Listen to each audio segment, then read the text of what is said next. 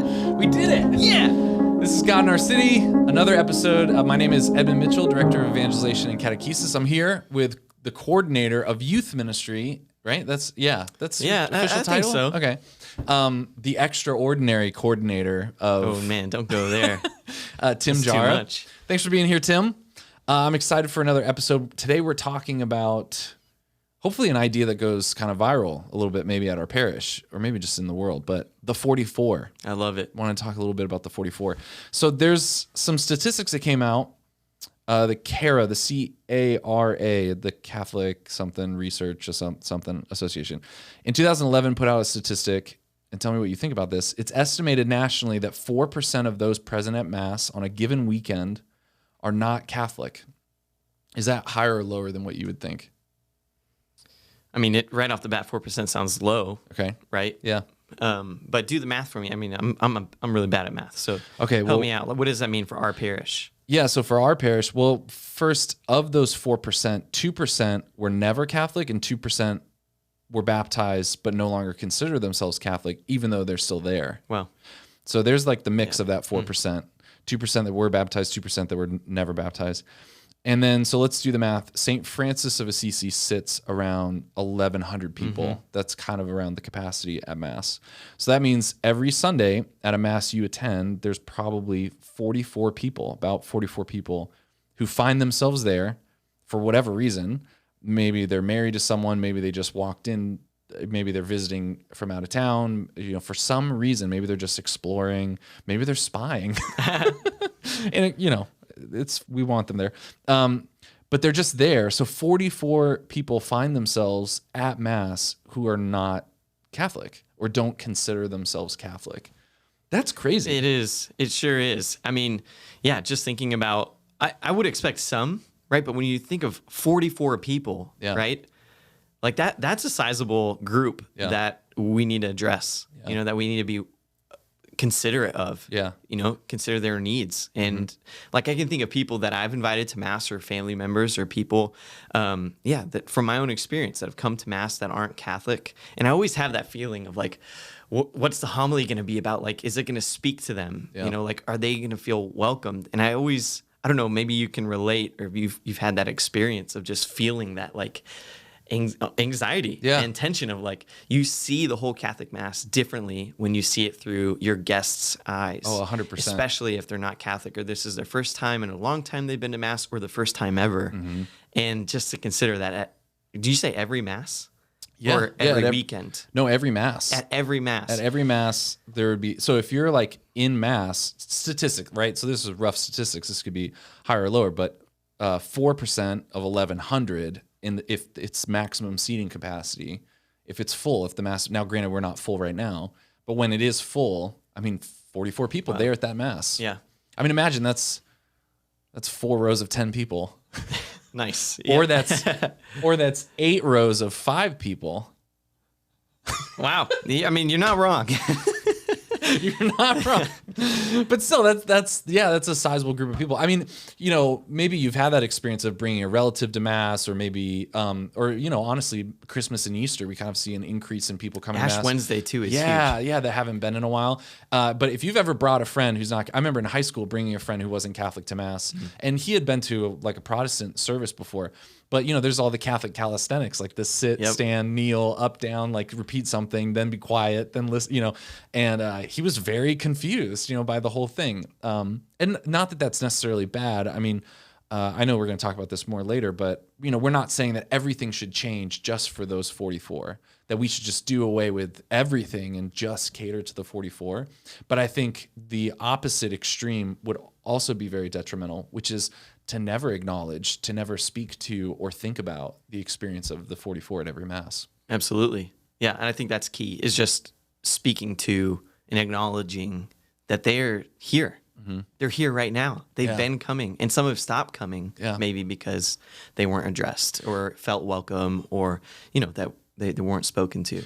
We've talked a lot, too, about the book Forming Intentional Disciples by Sherry Waddell, and how a lot of the statistics of how people leave the church might be surprising for people, especially cradle Catholics who are really passionate about your faith. Sometimes it's easy to, or not easy, sometimes we have a perception that people leave the faith angry and upset and make a decisive decision to leave the church very, very clearly.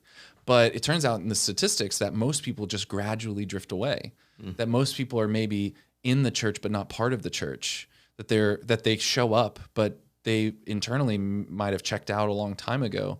And that's a lot harder to speak to. It's not so much about just convincing them of a church teaching or proving that relativism is wrong. It's more about them experiencing something that keeps them there. And that's something that we could talk about as a church. What is it that would attract that person who feels like they're just slowly drifting from God? Absolutely. I think another part of this is that people sometimes who do decide to leave, they go because they say, well, I wasn't being fed, or and they go in pursuit of Jesus.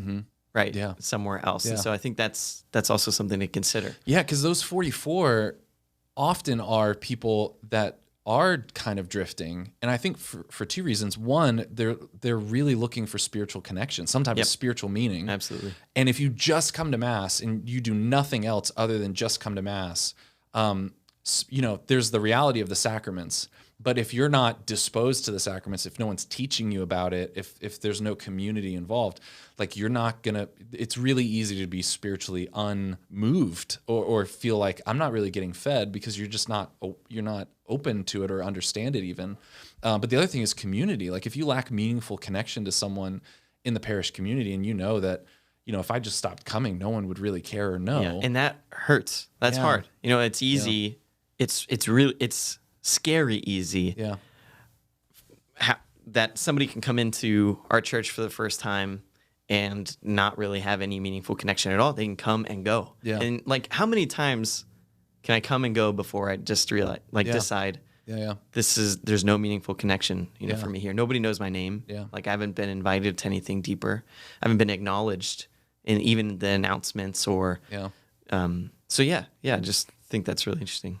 It's an interesting time right now, too, with COVID. I think it's really exposed a lot of churches in America and how healthy are they. We talked in an episode about different types of parishes. There are parishes that are swelling. There are parishes that are declining. There are parishes that are kind of staying the same. And then there are parishes that are experiencing fruitful growth, which is the result of actual discipleship in Jesus. And I think this COVID situation has really shaken a lot of parishes, and really tested them. How healthy in terms of spiritual health, how healthy are we? And I think for a lot of parishes and for our parish moving forward, the 44, to risk being too cavalier about this, the 44 are really low-hanging fruit.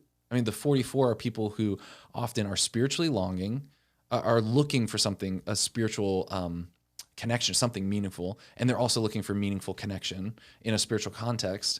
And they're people that know that they're hurting. They're it's right in front of them that they feel like they're drifting, or they feel like, does God matter? Does church matter? And in my experience, when you speak directly to that felt need and then provide that opportunity where you're not teaching over their head, you're not discrediting their actual experience and their questioning and their challenges of the church. When you speak directly to that, they're the first ones to show up and they're the last ones to leave because it's important to them. And so I wonder, or I hope that we all as a parish can really imagine what we would be like if we spoke to them more often. I think we were talking before the podcast, imagine if every year we just reached 20 of those 44 people. People often joke that RCIA converts are the most passionate about their faith. Those 44, if you make meaningful connection, if you kind of get them before they're completely out the door, they're sometimes the most passionate because they know what they've been through. They know suddenly, church comes alive, God comes alive in their lives. Imagine if just 20 new people every year, if we only reached half of those 44, that would be a game changer for just the culture in our parish. Shift at our parish. What do you think the impact of that would be at our parish when you think about that? I just think of their zeal. Also, I think that if it's a big moment in my life that somebody welcomed me, it's a big deal for me, then I'm going to be that much more likely to share that experience with other people. Yeah. Right. So if somebody felt, like new or searching, seeking, questioning, why God, why church, why Jesus? Does any of this really matter? Who am I? Yeah. And then those needs are met in a meaningful way, then they're going to be way more likely, I think, to be able to share what that experience, because they know what it was like. Yeah. And so I think, that right there. What are some practical ways or examples of what this would look like of reaching the 44? One that has become a major pillar of adult evangelization and ministry at our parish is this program called Discover Christ. Nice. And Discover Christ is a program for everyone at our parish, and I hope that everyone would go through it. But it starts at zero. It starts at, we're not going to assume you know anything about God or the faith. Forget everything you think you know about the Catholic Church, and we're going to start at zero and build up from zero. And so basically it starts at the human condition. Like, why do we exist? Does life have meaning? And then it builds up to Jesus. And we talk about this a lot as a department, but it's worth repeating that we really take to heart really the core message of this new evangelization that Pope Benedict and JP2 and all these this movement in the church of the new evangelization. The core message is a personal relationship with Jesus Christ. And there are so many people that are in the church but not part of the church, meaning they don't have an active faith in a personal God. Statistics in Forming Intentional Disciples say that many Catholics don't think it's even possible to have a personal relationship with God. So their faith becomes much more what they do and not about their heart or not about what they believe. It's much more about just like, what do I do? So something like Discover Christ starts at ground zero, and it encourages questioning. It encourages different viewpoints. And often at first, our volunteers are really nervous about that. Like, well, is everyone going to get is this going to become like, I don't know, some like popular news network, like everyone battling and talking over everyone divisive and debating? Yeah. But it turns out it's quite the opposite. When you encourage people to say what they're thinking or what their challenges are, what their struggles are, when you encourage them to share their differing viewpoints, they become much more open and trusting to the community, and they ask follow-up questions. They're asking more. So Discover Christ is in particular for people who are searching for your coworkers who aren't Christian or Catholic, but it's also for us as a parish. And I found that there was one Mass where I tried to speak directly to the 44. I remember that. Yeah, and oftentimes, not always, but oftentimes the 44 are the people, I encourage people to do this. If you ever get a chance, if you've never sat in the very back of our church, like outside in the narthex area or in the back like cry room area, do that one Mass and just observe what happens throughout all of Mass. Because throughout Mass, sometimes even just more than halfway through, people will just kind of come in and just watch and maybe pick up a bulletin, or single moms will come with their kids and just kind of be in the back and then leave, or people that are searching, people that aren't the front row pew sitters, right? It's really interesting. So oftentimes the 44 are in the back, sometimes they're spouses, but after Mass, I made an announcement and I tried to talk specifically to the 44 who felt like this might be my last time at church, or I feel like I'm on my way out, or I don't think church is meaningful in my life. I don't see how it's relevant. And it was so crazy how many people came up to me who I felt like were in the 44. Wow. Two people in particular, just like kind of with tears in their eyes, were like, I felt like you were speaking directly to me. I felt heard. And they were, said, I need to go to this. I need this in my life right now. That's amazing. Yeah. One gentleman had a spouse that had died, I think 6 months prior, and was just kind of like, he had only really gone to church because of her. I mean, it was exactly in this 44, like was baptized as a kid, fell away from church, got married, would go to church because of her. And he was on his way out. He was like, I've been going because that's what my wife forced us to do. And I thought maybe it would help. And he's like, I really think this might've been my last time. Wow. And so, yeah, I mean, I don't know what we learned from that other than, we got to speak to those people, like they're on their way out. Like this is, people that get passionate about evangelization sometimes think like, well, let's just go out there and find those people. But 44 of them every single Sunday, every single Mass are right here. They're right there. And they could be right next to you in your pew. They could be at the fish fry behind you. And I think another thing practically we can start doing is just cultivating an awareness of that when we talk about Christmas and Easter Catholics, if one of those was right behind you in line, would they feel ashamed at the way you're talking about them? Would they feel embarrassed? Right. Would they want to come back? This reminds me of at my previous parish. I was a youth minister, great parish, and at Christmas we made a point of describing every guest, every visitor as the Christ child, like welcoming, Christ like into our church. Yeah. And that was a great like culture shift for everybody. And I think an important part of this is it's not just an announcement. As great and as powerful as like your announcement was powerful, and as great as that is, it's also important for me and you and everybody that attends who would consider themselves like a disciple of Jesus to recognize the 44 are sitting next to you in your pews. Yeah. And how are you and I like feeling and being empowered to reach out to them and not wait for an announcement, but to be the person that welcomes them and speaks to that need. Yeah. Yeah, I think it can be really easy for us to enjoy that we have a building we go to where other people we assume have similar spiritual beliefs as us. And especially if you're in a work environment or a neighborhood environment or honestly even a family environment where you feel like these are people that don't share my same beliefs, it can be easy for us to then go to church and be like, okay, now I'm finally around the people that believe what I believe. And I don't have to like let my guard down or I can let my guard down. I don't have to be guarded.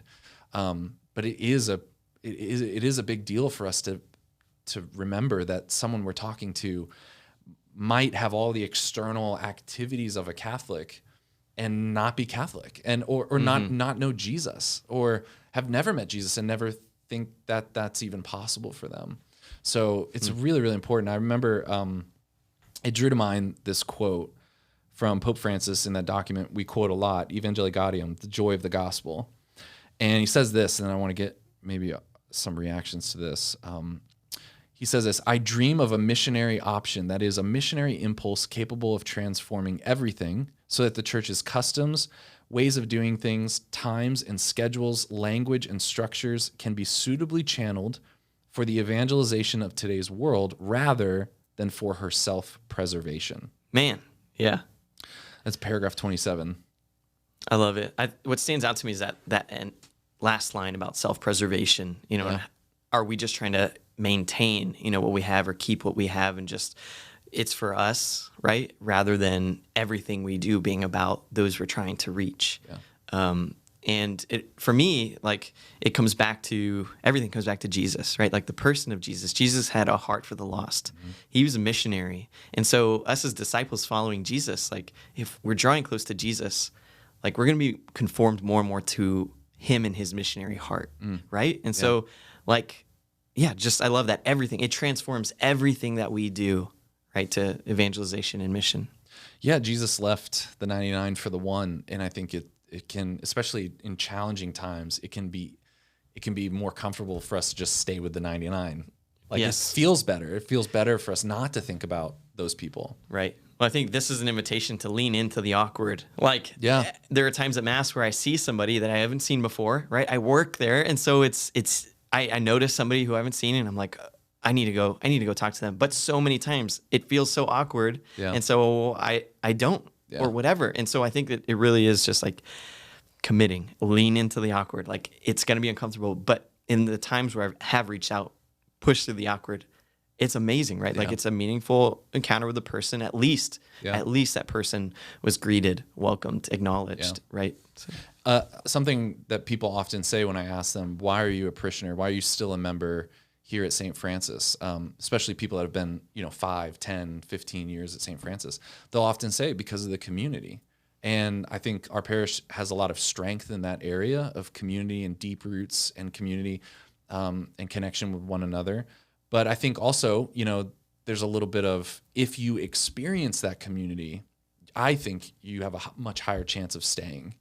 And so this isn't to say our parish is not, we're doing a bad thing. Sure. It's just like, let's double down on that strength. Like, let's continue to allow more and more people to have that meaningful connection and draw them into an experience of the relevancy, the radical relevancy of Jesus that so often is missed if you just show up and sit in the back pew. Yeah. So meaningful connection, and then that spiritual relevancy of some of the programs that we're really trying to make the pillar of our evangelistic efforts at the parish. I mean, maybe you want to talk a little bit about Young Church. I mean, the version of Discover Christ for Young Church is, I mean, this upcoming year is going to be like the Search, right? Right. Yeah, the Search. We're excited about it. So we're still, I mean, trying to always figure out how can we meet the needs of real students, the actual students that come, and not assume that everybody's on the same page, right? So that everyone wants to be there. Oh my gosh. Yes. Like sometimes there's more than 44 that don't want to be there. Oh,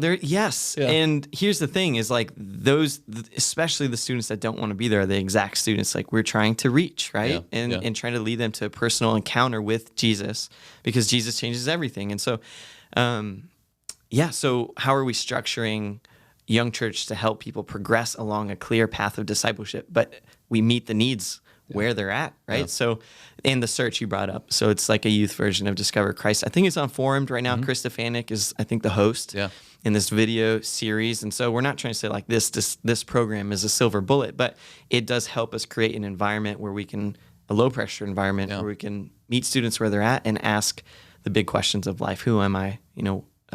Why God? Why Jesus? Yeah.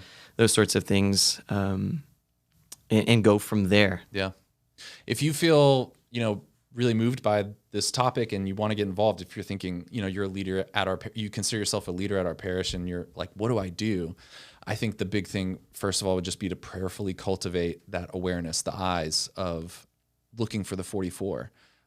This next Sunday, when you come to church, like as soon as you pull into the parking lot, just start thinking, like if I was in the 44, what would I be thinking? What would I be feeling? If I was new or if I was on my way out, and as I come in, what's my experience? I think that's something for sure that we can all begin cultivate more of, especially on Sunday, which is such a crucial day for our church. Absolutely. So what's your final thoughts, Tim? And then we'll go to shout outs. Okay, cool. I think what you said right there at the end about cultivating like the eyes and the mindset and just acknowledging, I think that's the first step, right? And going into Mass or anytime we're at the church, recognizing that there are some that are already here who are seeking. And if we just change our perspective to look on them with love and a welcoming spirit, that can be a game changer for the culture at our parish, for who we are and why we exist as St. Francis Catholic Church in Grapevine. Yeah, that's awesome.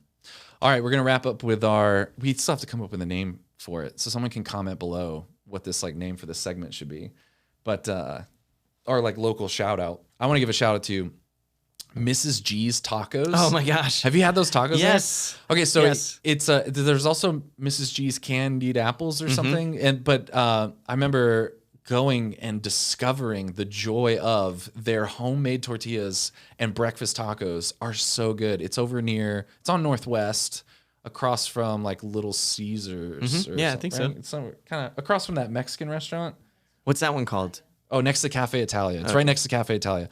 Mrs. G's breakfast tacos. I recommend the eggs, bacon, avocado, cheese. Ooh, nice. Very, very good. But those tortillas are so good. So shout out to Mrs. G's Tacos. It's a great place here in Grapevine. Yeah, that's awesome. What would be your shout out? Country Donuts. Have we talked about Country Donuts yet? Maybe, but I always blank on. It's a parishioner owned.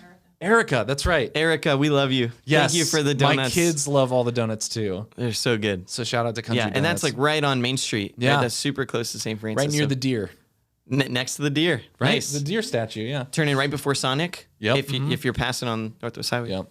Also recommend their what are the little things with the little hot dog in the middle? The kolache? Is that a kolache or? Yeah, there you go. Oh, man. Those are great. All right, well, thanks for listening. You can find God in Our City online, on Facebook, on YouTube, and at sfatx.org/God in Our City. Right on. This has been great. Thanks, Tim.